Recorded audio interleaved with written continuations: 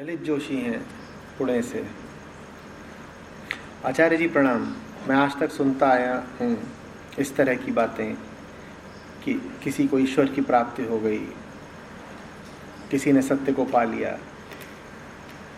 तो मेरे मन में ये प्रश्न आ रहा है कि जब ईश्वर से किसी मनुष्य का साक्षात्कार हो जाता है तो अनुभूति कैसी होती है? आचार्य जी, आपका इस बारे में क्या अनुभव रहा है? हमारे जीवन में जो भी घटित होता है वह किस्मत है या कर्म या फिर हमारी सोच पर निर्भर होता है। ईश्वर चना जोर गरम थोड़े ही है कि किसी को खिला के पूछो कैसा लगा।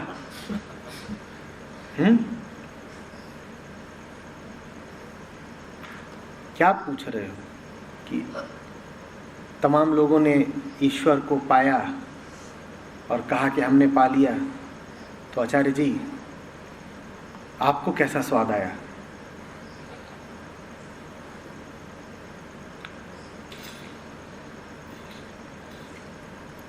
ईश्वर प्राप्ति का कोई अनुभव नहीं होता ललित। अनुभव तो सारे किसी अनुभव करने वाले को होंगे ना, अनुभोक्ता को होंगे ना। वो अनुभोक्ता अपना काम करता रहता है, वो प्राकृतिक अनुभोक्ता है।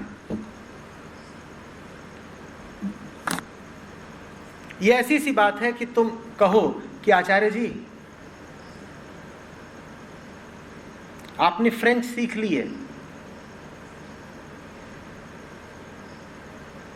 तो आपका मोबाइल तो बदल ही गया होगा ना।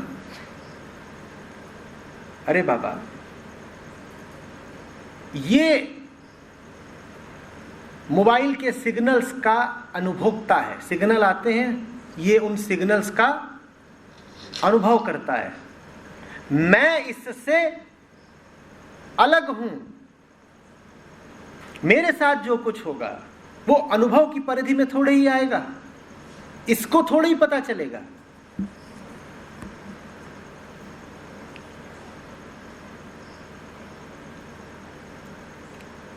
जिसको तुम मुक्ति या मोक्ष कहते हो, उसके पूर्व भी जो अनुभोक्ता है वो अनुभव करता रहता है और उसके पश्चात भी जो अनुभोक्ता है वो अनुभव करता रहता है।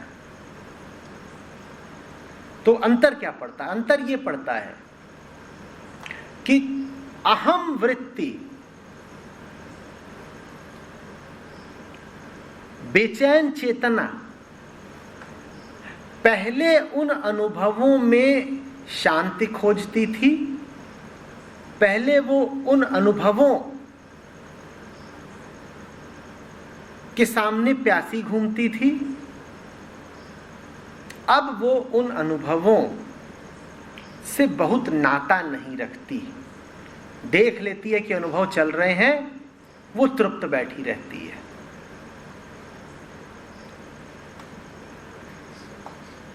तो अनुभव अगर होते भी थे बहुत तीव्र, तो वो मुक्ति से पूर्व होंगे, क्योंकि मुक्ति से पूर्व तुम्हें अनुभवों से बड़ी आशा रहती है। तुम कहते हो कोई नया अनुभव मिल जाए तो क्या मजा आए। तुमने देखा है ना, आम संसारी को अनुभवों को लेके कितना आतुर रहता है कि चल भाई आज कुछ नया खाते हैं, कुछ नया अनुभव होगा। चल किसी नई जगह पर घूम आते हैं, कुछ नया अनुभव होगा।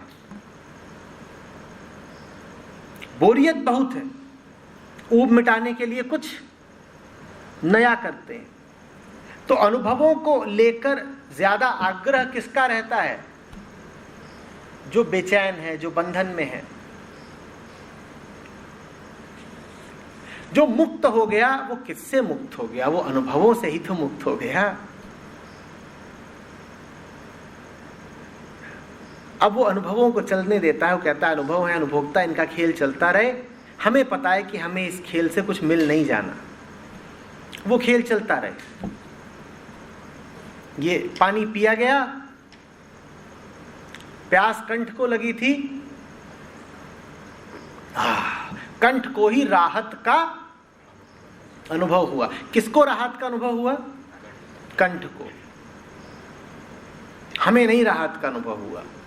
हाँ, पहले ऐसा जरूर होता था कि हम पानी देखें, कि शरबत देखें, कि शराब देखें, तो हमारे भीतर ये उम्मीद उठती थी कि इस नए अनुभव से, इस अगले अनुभव से हमें भी शांति मिल जाएगी। ये पहले होता था। अब हम पानी से नहीं उम्मीद करते कि वो हमें मुक्ति दिला देगा। हम कहते हैं पानी का अनुभव कंठ को होना है, पानी से राहत मिलेगी भी तो कंठ को मिलेगी, हमें नहीं मिलनी है। तो अब हम पानी की तरफ तभी जाते हैं जब कंठ भेजता है, क्योंकि पानी की जरूरत है ही किसको? कंठ को।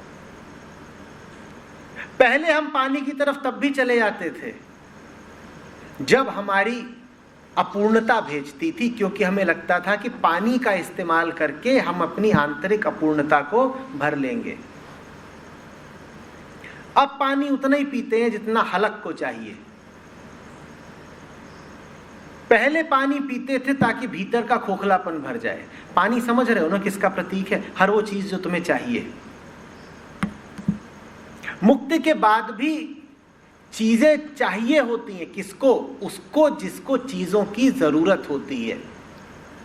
कंठ को पानी चाहिए, मांग ले, हाथ जाएगा, पानी उठाएगा, पानी आएगा। किसकी प्यास बुझी? कंठ की प्यास बुझी। ठीक, हम अलग बैठे हैं। हम प्यासे थे क्या? हम प्यासे ही नहीं थे। हमारी प्यास थोड़ी बुझी है। जिसको प्यास लगी थी उसे पानी मिल गया। जिसको प्यास लगी थी उसने भेजे को बोला प्यास लगी है। भेजे के पास बुद्धि है, इंटेलेक्ट है, उसने इस्तेमाल किया, उसने ढूंढा कहाँ है पानी, अगल बगल। फिर इसी मस्तिष्क ने हाथों को संदेश भेजा कि भाई पानी मिल गया है, वाटर लोकेटेड, चलो रे उठाओ। तो फिर उंगलियों ने जा करके ऐसे अंगूठे की मदद से गिलास को उठाया, आया पानी और हलक की प्यास बुझा गया। इस पूरी प्रक्रिया में हम तो कहीं है ही नहीं। इस पूरी प्रक्रिया में कौन शामिल है? अरे ये शामिल है, ये शामिल है, स्मृति शामिल है, नाम शामिल है, उंगलियां शामिल है, अंगूठा शामिल है। ये अनुभव अनुभोक्ता का खेल चल रहा है, इसमें हम कहीं नहीं है। ये मुक्ति कहलाती है। अब तुम अनुभवों से मुक्त हो गए। यही ईश्वर प्राप्ति है, यही मोक्ष है कि खेल चल रहा है बाहर, तुम उस खेल से कोई उम्मीद रख के नहीं बैठे हो। तुम्हारी उम्मीदें सब पूरी हुई, तुम पूर्ण हो। चलता रहे खेल बाहर। हमें खेल बुरा भी नहीं लग रहा, पर हम उस खेल के सामने भिखारी की तरह नहीं खड़े हैं। खेल सुंदर है, चले, भली बात। बच्चे खेल रहे हैं, खेलें, हम उन्हें रोकने थोड़ी जाएंगे।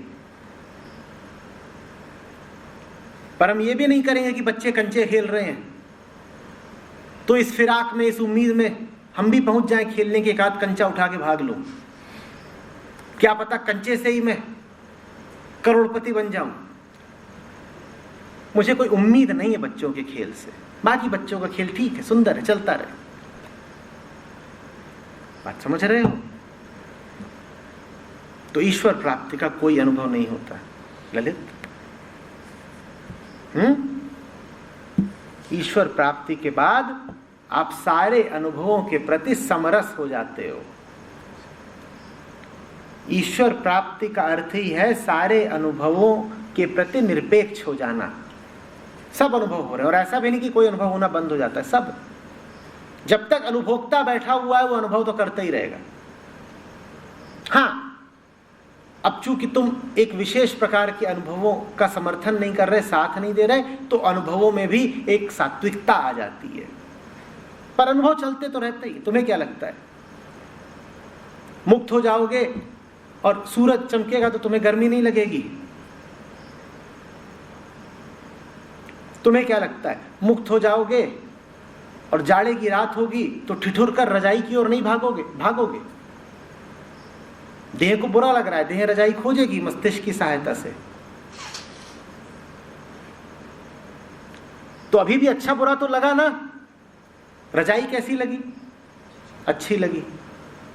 धूप कैसी लगी? बुरी लगी। पर जिसको अच्छे लगने थे उसे लगे, जिसे बुरे लगने थे उसे लगे। अनुभव का खेल जिनके लिए चलना था उनके लिए चल रहा है, हमारे लिए नहीं चल रहा।